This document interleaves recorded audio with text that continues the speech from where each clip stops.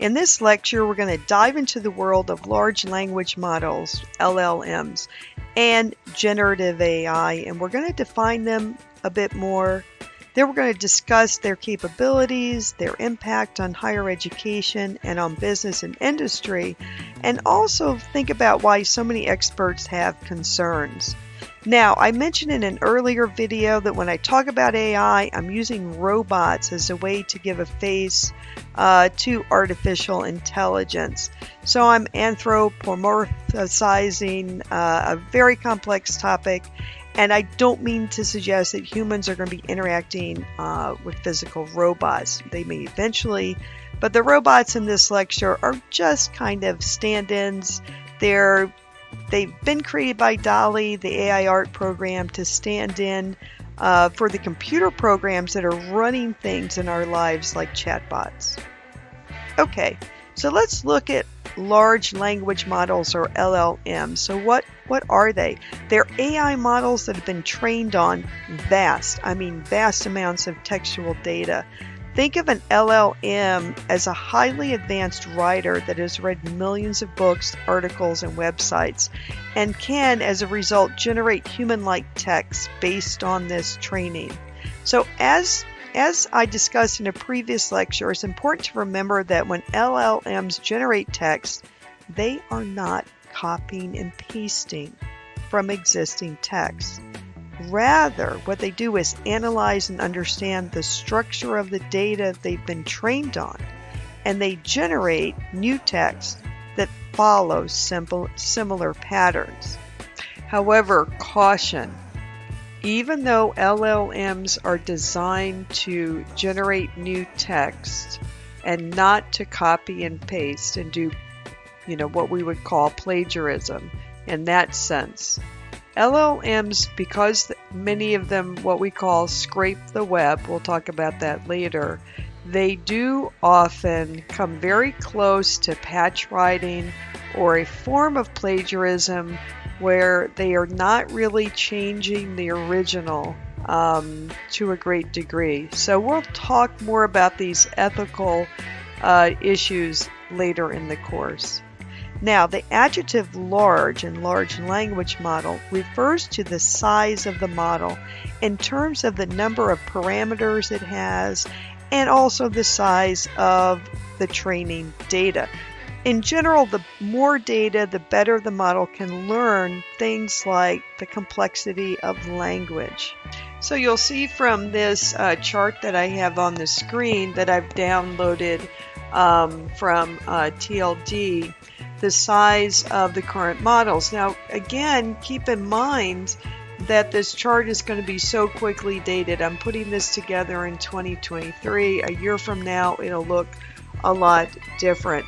So you can see that this is an order of how big they are. I'd like you to look at ChatGPT-3 and the amount of data, and you see it has 100 billion parameters, right? So ChatGPT-3 was billion parameters, and they still aren't quite sure. Maybe they are now. I don't know if they have a precise number for ChatGPT-4. But look how quickly these models have grown. They're absolutely huge.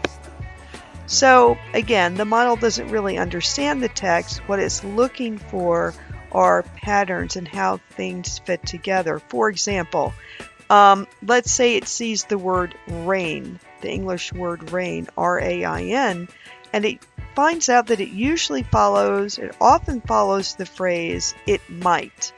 So it learns that it might rain is a common phrase. So later, if you start a sentence with it might suggest finishing that sentence with rain.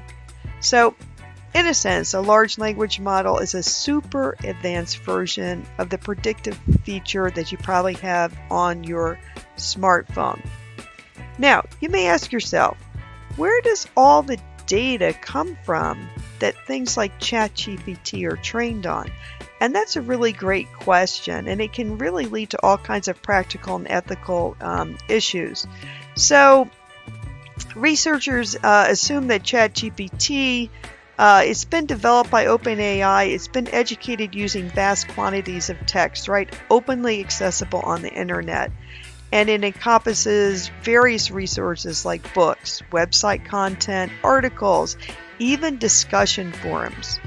Now, according to ChatGPT, OpenAI, okay, this is important, OpenAI says that it processes this information and it looks carefully at it to eliminate any data that could be used to identify individuals and could be biased.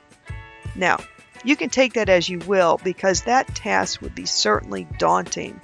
And in light of all of the information on the internet, much of it that is wildly inaccurate and biased, that would be quite a task that OpenAI would be doing. Now, beyond that rather general statement, OpenAI will not share much other information about how ChatGPT is being trained.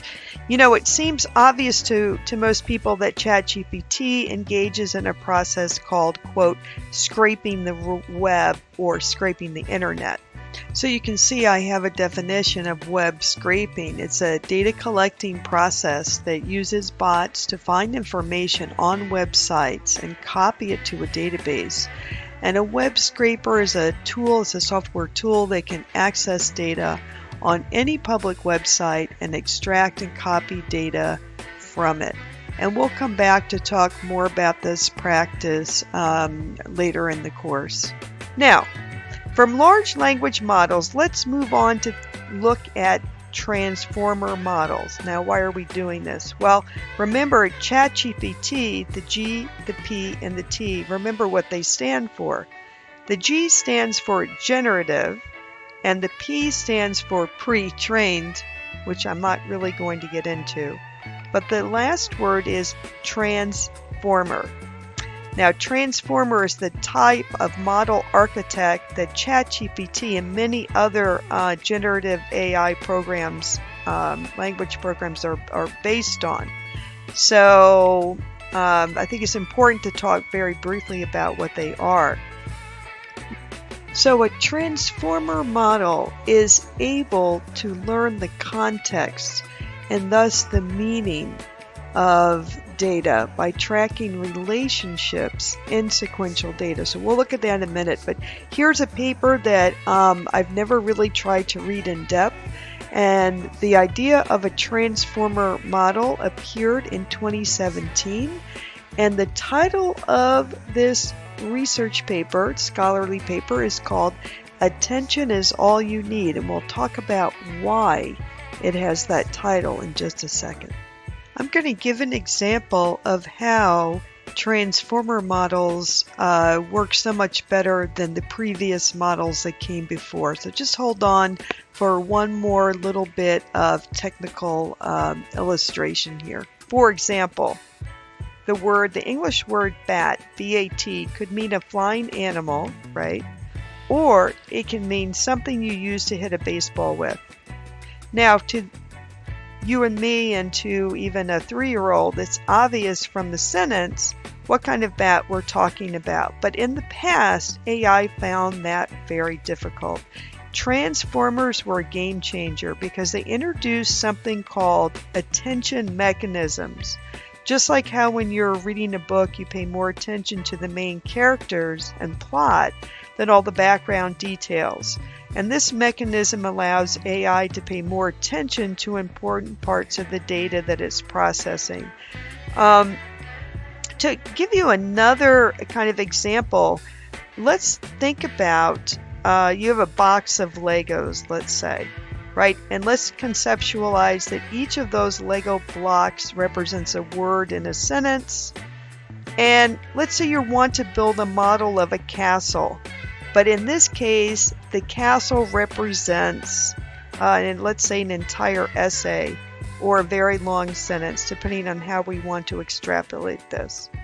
Now, before transformer models, computer science models would approach the tasks, in ways that work to some extent, but were limited. The older models might start from one end of the box and go through the block, each word one by one. but it had a hard time connecting a block at the very beginning of the sentence with a block or a word at the very end. It seemed as if really the program or the model forgot what the initial blocks meant by the time it got to the end. Another approach that earlier models took, they would take a group of blocks at a time, and they could make connections maybe within the group. But again, they had a hard time connecting the blocks or the words that were in different groups to create, let's say, an essay. Then came the transformer model, and what it does differently is take all the Lego blocks, right, all the words, takes them all out at once and looks at them kind of in a pile and sees their relationships among them. And it makes it so much better than for these programs now to understand the overall meanings of a sentence, and they can build the castle, so to speak. So indeed, what are some tasks that transformer models, what are some tasks that they're good at doing? Well, as we've been looking at contextual understanding, transformer models excel at understanding the context of a given text. They can analyze not just individual words, but also their relationships and meanings among them. Learning from large amounts of data, transformer models are typically pre-trained on massive amounts of textual data from the internet. And this means that they've been exposed to diverse sources of information, and they have a broad knowledge base. And I think if you've experimented with ChatGPT, you've discovered that. They can create text about a wide range of topics. Creative generation. So transformer models are not limited to just regurgitating information. They can actually generate new and original content by extrapolating from the patterns and structures that they've learned. Being able to adapt. One of the greatest strengths of transformer models is their ability to be fine-tuned or adapted to specific tasks. And this flexibility allows developers to train models like ChatGPT for particular applications such as customer support, creative writing, or even educational purposes. So now let's take a look at LLM applications in higher education. You know, in higher education, they can now be used for just a variety of tasks. So let's look at a few. One would be automated grading and feedback.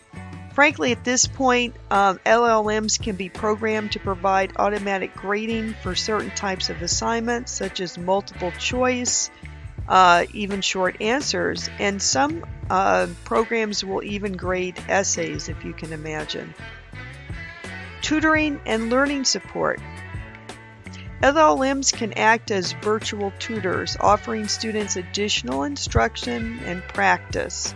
The really cool thing is they can answer student questions. You have a chat bot and pose a question, they can give you an answer. And another area would be research assistance. You know, LLMs can help students and faculty in terms of conducting research. It'll summarize articles, it will provide sources, and even suggest areas for further investigation. Now, all of these things kind of sound wonderful, but there are all kinds of ethical and practical concerns. You know, it raises questions about academic integrity, right, when a student is using it to produce a paper. And it really devalues human experience. We'll come back and take a look at some of these issues, much less the research assistants, because a lot of these programs, such as ChatGPT, you know, they've been known to just make up entire articles and even cite them, and the articles don't exist. So there's been some pretty bad experiences that people have had with these large language models. So now let's take a look at LLMs in industry. You know, how can they be leveraged to make processes and tasks easier? Certainly with customer service, right? Probably all of us have had experiences with interacting with chatbots. They can provide answers. You can ask them, what's your return policy? And the chatbot will give you an answer. What else can they do? They can create content and they can edit that content. LLMs are now being used by businesses to create content for blogs, social media posts, marketing copy, business analytics. Their power makes them very able to create business reports based on complex data sets. Again, though, as with education, there are all kinds of ethical, legal, and practical issues that arise. For example, if you input private information into ChatGPT to get a report out, let's say you're working for a business and you're using private data, that really, just be prepared to be fired, okay? Because that is releasing it into the training, the data training set. And you should not be doing that with private information, obviously. So, despite their potential benefits, experts have raised concerns about large language models and generative AI. These include their ability to generate things like fake news, even harmful content. There's also privacy concerns, as I just discussed, and all kinds of ethical issues about job displacement and the lack of the human element. Another concern is what is called the black box problem, and this refers to the difficulty of understanding why an AI model has made a particular decision or prediction. So let's consider the scenario of in the healthcare industry. So imagine you've gone to a doctor, and the doctor uses an AI model to analyze your symptoms. And this model concludes that you have a rare heart condition, even though you feel fine and you have no family history of heart disease. So if you ask the doctor, why'd you come up with this conclusion? Why did the model come up with this conclusion? The doctor won't be able to give a step-by-step rationale. And frankly, likely, even the computer programmer would find it difficult, if not impossible, to give a step-by-step rationale.